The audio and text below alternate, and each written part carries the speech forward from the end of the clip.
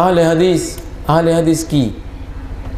এখন আমিন জোরে বললে কয় আহলে হাদিস, বুকে হাত বাঁধলে কয় আহলে হাদিস, তারপর রফল ইয়াদাইন করলে বলে আহলে হাদিস, পায়ে পায়ে মিলি দাঁড়ালে আহলে হাদিস, ঠিক না? আরে বাবা, আহলে হাদিস মানে কি বুঝো? আহলে হাদিস মানে হাদিস যিনি মানেন, হাদিস সম্পর্কে যিনি ভালো জানেন। আচ্ছা তুমি বলো তো, হাদিস কাকে বলে? আল্লাহর নবীর বাণী না? তাহলে ওই লোকটা আহলে হাদিস, হাদিস মাননেওয়ালা হলে সে কি দোষের কাজ করলো না মস্ত বড় গুণের কাজ করলো? ইমাম আবু হানিফা কি আহলে হাদিস ছিলেন না? ইমাম আবু হানিফা রহমতুল্লাহ আলাইহি কি হাদিস মানেন নাই? যদি হাদিস নাই বা মানতেন, তিনি যদি আহলে হাদিস না হতেন, হাদিস ওয়ালা না, আহলে হাদিস মানে হাদিস ওয়ালা, হাদিস মাননেওয়ালা, হাদিসের উপর আমল করনেওয়ালা, তিনি যদি না হতেন তাহলে তিনি কি কেন বললেন ইজা সাহাল হাদিস ফাহুয়া মাযহাবি, হাদিস সহিহ হলে সেটা আমার মাযহাব? সমস্ত আইম্মা আহলুল হাদিস ওয়াল কোরআন, আহলুল কোরআন ওয়াল হাদিস, সমস্ত মুসলমানদের উপরে ফরজ তারা আহলুল কোরআন ওয়াল হাদিস, কোরআন ওয়ালা হাদিস ওয়ালা হইতে হবে, হইতে হবে না? হাদিসকে ঘৃণা করলে তো ঈমানই থাকে না। মান হাব্বা সুন্নতি ফাকাদ হাব্বানি, যে আমার সুন্নাহকে মহব্বত করলো সে আমাকে মহব্বত করলো। ওয়া মান হাব্বানি কানা মাই ফিল জান্নাহ, যে আমাকে মহব্বত করলো আমার সাথে জান্নাতে যাবে। সুবহানাল্লাহ। হাদিস কত ফজিলতের জিনিস। নাদ্দারাল্লাহু রাআন সামিআ মাকালাতি, ওই মুহাদ্দিসকে, ওই ব্যক্তিকে আল্লাহ তাআলা সজীব করুন, প্রাণবন্ত করুন, তরুতাজা করুন, যে আমার হাদিস শুনলো, শুনে মুখস্থ করে আমার উম্মতের কাছে পৌঁছে দিল। কত বড় দোয়া আল্লাহ নবী করছেন। প্রিয় ভাইরা, হাদিস মানা মস্ত বড় গুণ, ইমানের দাবি। হাদিস না মানলে তার ইমানই থাকে না।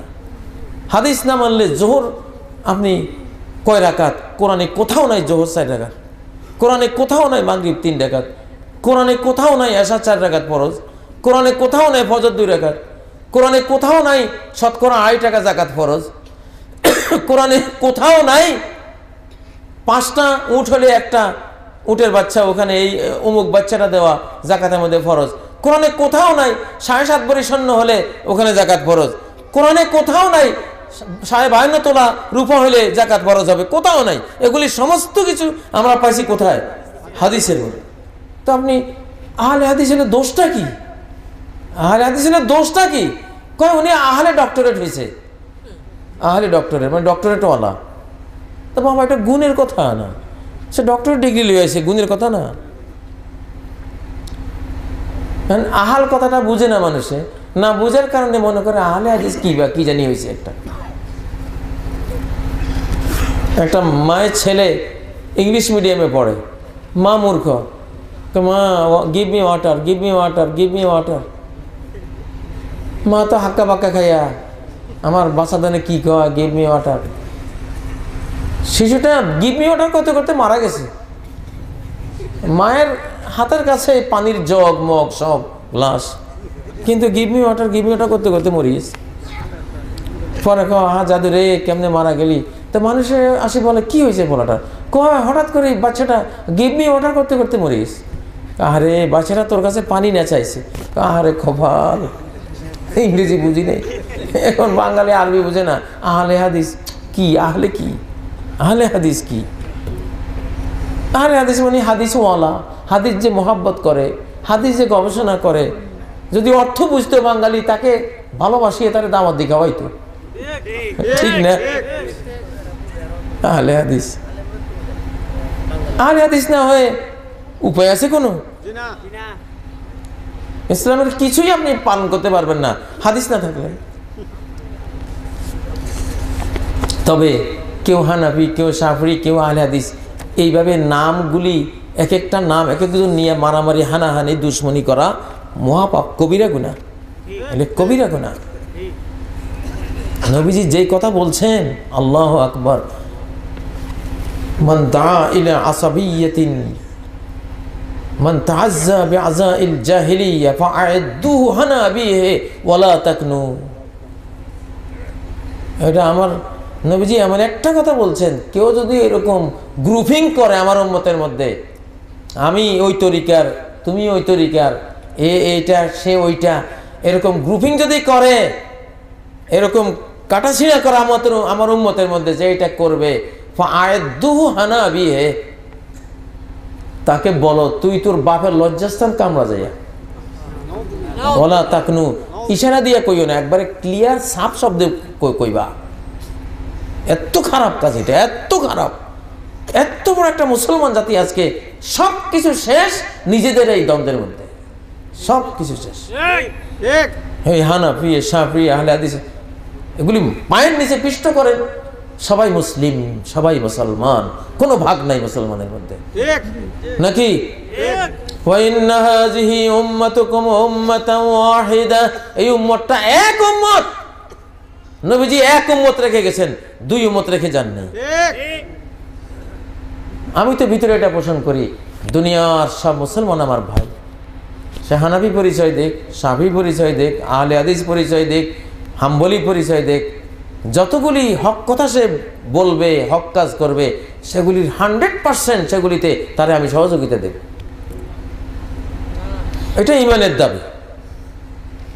আমাদের মুহাম্মদ সাল্লাল্লাহু আলাইহি ওয়াসাল্লাম সাহাবায়ে কেরাম কি ছিলেন? হানাফি ছিলেন, শাফি ছিলেন, হাম্বলি, মালিকি, আহলে হাদিস, সালাফি, এইসব নাম নিয়েছেন ওনারা। এইসব নামের মধ্যে যত গন্ডগোল হচ্ছে, অতএব এগুলি যার যার আছে। কেউ হানাফি মাযহাব পালন করেন, নাম নেওয়ার দরকার নাই।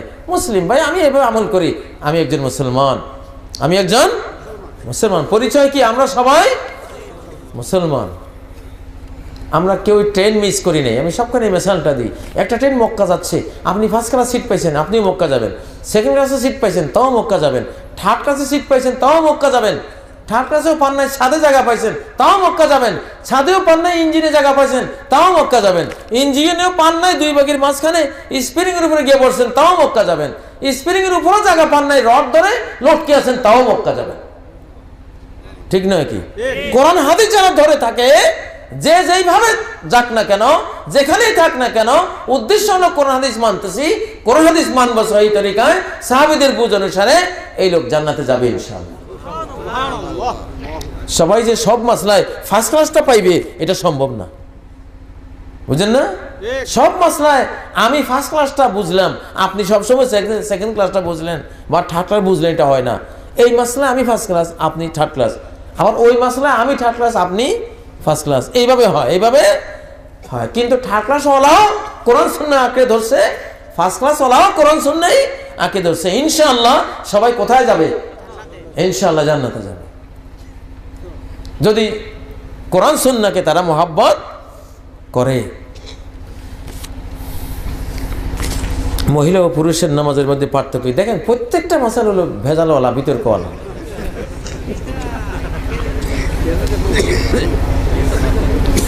বিতর্কিত যেগুলিতে দুইটা বুঝ আছে, এগুলি সবগুলি একটা মজলিসে খালি কেবল বিতর্কই যদি শিখান, কই এখানে বেনামাজে নিয়ে কোনো প্রশ্ন করেছেন? দাড়ি কে ছোট রাখছে? ছোট রাখছে কেন? গোমরা, মরদুদ, গোস্তাখ। তার কাছে দাড়ি ছোটটাই সমস্যা, দাড়ি যে রাখেই নেই। ও তো কিছুটা রাখছে আলহামদুলিল্লাহ, শুরু করছে, একদিন বড় হইব, সে তো লাইনে ঢুকে গেছে। তারা নিয়ে তুমি চিন্তা করো কেন? চিন্তা করবো যার দাড়ি নাই তারা নিয়ে চিন্তা করো না, তার কাছে ছোট দাড়ি হলাই সমস্যা, যার দাড়ি নাই সে কোনো সমস্যাই নেই। কিছু লোক আছে খালি ইসলামী ব্যাংকে নাকি সুদ, ইসলামী ব্যাংকিং এর মধ্যে খালি সুদ, সে ওইটা নিয়ে সারাদিন বকে। ইসলামী ব্যাংক ঘুরে খায়, খালি ঘুরে খায়। তার কাছে ইসলামটা সমস্যা, ইসলামী ব্যাংকিং সমস্যা। তোর ইসলামী ব্যাংকিং সমস্যা কেন? তার কাছে সুদ যদি ভুলে ছুকে ঢুকেও 2-5%, সে তো 90-95% হালাল। তোর জন্য তো এটা সমস্যা না, সমস্যা হলো যেটা 100% হারাম সুদ, ওইটা না সমস্যা, নাকি? কই বোরকা গায়ে দিছে, কা বোরকা চিপা কা, এরকম। তার কাছে চিপা বোরকায় সমস্যা, ওইটা যে ল্যাংটা হাঁটে, তোর জন্য ল্যাংটা যে হাঁটে ওইটা সমস্যা। বোরকা চিপা হয়েছে, ডোলা হয়েছে, ওইটা বড় কথা না। একদিন চিপা হইলে একদিন ডোলা হইবে। সে যখন বোরকা গায়ে লাগাইতে পারছে, সে একদিন এটাকে ডোলাও করতে পারবে, ওইটা বড় সমস্যা না। ওইটাও একটু হয়তো সমস্যা, চিকন করছে, কিন্তু বড় না। বড় হইলে যেটা ল্যাংটা হাঁটে, যেটা বোরকাই নাই, নাকি? হ্যাঁ, সমাজে এমন অবস্থা হয়েছে, নামাজি নাই সমস্যা, উনি হাত তোলে কা, উনি আমিন জোরে কয়, এটা সমস্যা। ওইটা যে বেনামাজি, তোর যে বাড়িতে 100 লোকের মধ্যে 90 জন বেনামাজি, তোর কাছে ওইটা সমস্যা না। উনি নামাজ পড়ে, উনি আমিন জোরে কয় কা, এটা লাই মসজিদ ভাঙি ফেলা। কথা বুঝছেন? খবরদার, নামাজে কোনো সমস্যা না, নামাজে আমিন জোরে বলতে দেন।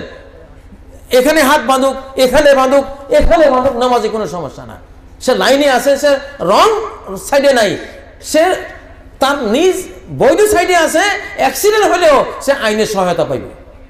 আইন বলবে তুমি রং সাইড করো নাই, তুমি ঠিক সাইডে আসো, আমরা দেখতেছি। ঠিক না? যে নামাজে পড়ে না, তো পুরা রং সাইড। কথা বললে তাকে নিয়ে আমরা বলবো। অতএব এগুলি শয়তানে লাগায় যে নামাজিরাই সমস্যা। এখন বেনামাজিরা মুসকি মুসকি আসে, কয় দেখ নামাজ পড়তে গিয়া একটা আমি জোরে কয়, একটা আস্তে কয়, কি লাগছে দেখ, এরে নামাজে পড়ি না, বাঁচে গেছি। শয়তান কি মাইটটা দিল, নামাজিগুলিরে শয়তান কি সূক্ষ্ম মাইটটা দিল। আমি জোরের আস্তে বলা লাগাইয়া ইমাম সাহেবের জোশ জোশ জামা কাপড় ফাটিয়ে বাইরেতে আছে। ও আমি আসতে কইছে গা, উনি ফাটি যেতে আছে। ও জোরে কইছে গা, উনি ফাটি যেতে আছে। আর ওই আমিনে কয় না জীবনে একবার, পশ্চিম দিকে ফিরে আসারও খায় না, তার জন্য কোনো দরদ নেই, চিন্তাও নেই, ফাটেও না। এলে গোমরাহি, গোমরাহি আল্লাহর কসম। মা দাল্লা কওমুন বা'দা হুদান কানু আলাইহি ইল্লা উতুল জাদাল। জাতি যখন গোমরা হয়ে যায় তখন খালি ভেজালের মধ্যে যায়, খালি খালি তর্ক আর ঝগড়াঝাটি। খালি সব সময় বেনামাজি সমস্যা, যে বোরকা গায়ে দেয় না সে সমস্যা, যে দাড়ি একেবারে রাখেই না সে সমস্যা, নাকি?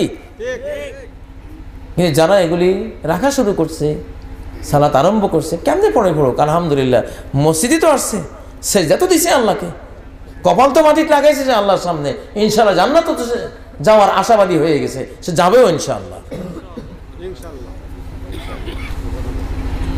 বান্দার কাজ করার, ইবাদত করার চেষ্টা করবে, ভুল হবে মাপ চাইবে। নামাজ পড়ে আস্তাগফিরুল্লাহ আস্তাগফিরুল্লাহ আস্তাগফিরুল্লাহ পড়লাম, নামাজ এত মাপ চাইলাম কি কিসের? ভালো কাজ করে কেউ মাপ চায়? হ্যাঁ, তার মানে কি আমার তো অনেক ভুল হয়ে গেছে, নামাজ যতই ভালো করে পড়তে যাই কত ভুল করছি আল্লাহ, এই জন্য সালাম ফিরাইয়া আগে কি আস্তাগফিরুল্লাহ আস্তাগফিরুল্লাহ আস্তাগফিরুল্লাহ, আল্লাহ যত ভুলভ্রান্তি করছি আল্লাহ মাফ করেন, আল্লাহ মাফ করেন, আল্লাহ মাফ করেন। আত্মাহিয়াতে ভুল করছি, দুরুদে ভুল করছি, নামাজে খাড়ানিতে ভুল হয়েছে, রুকুতে ভুল হয়েছে, পিঠ সোজা হয় নাই, বেঁকা হয়েছে, কত কি কেরাতে ভুল হয়েছে, আল্লাহ সব বলে আপনি মাফ করে দেন, মাফ করে দেন। ঠিক না? তোমার কাজ, বন্দার কাজ হলো আমল করো আর কাঁদো আল্লাহর কাছে, এই তো কাম। তুমি কি ফেরেশতা যে তোমার কোনো ভুল হবে না? ভুল হবেই। কাজী ইব্রাহিমের মতো বা তার চেয়ে বড় বড় আলেমরা সারা জিন্দিগি আলিফ বেতেছে পড়িয়েছে, বেতেছে জিম হে খে দাল জাল রেজে, কাঁচা ভুল সব মৌলবীরাই পড়ছে, বেতেছে, বুঝলেন না? এখন ভুল ধরছি না আমরা, ভুল বাদ দিছি না, কোনো বক্তব্যে বেতেছে পড়া এখন। তাই এরকম বহু ভুল আমাদের আছে, ভুল ধরা পড়বে, আমরা বাদ দিয়ে দেবো ইনশাআল্লাহ।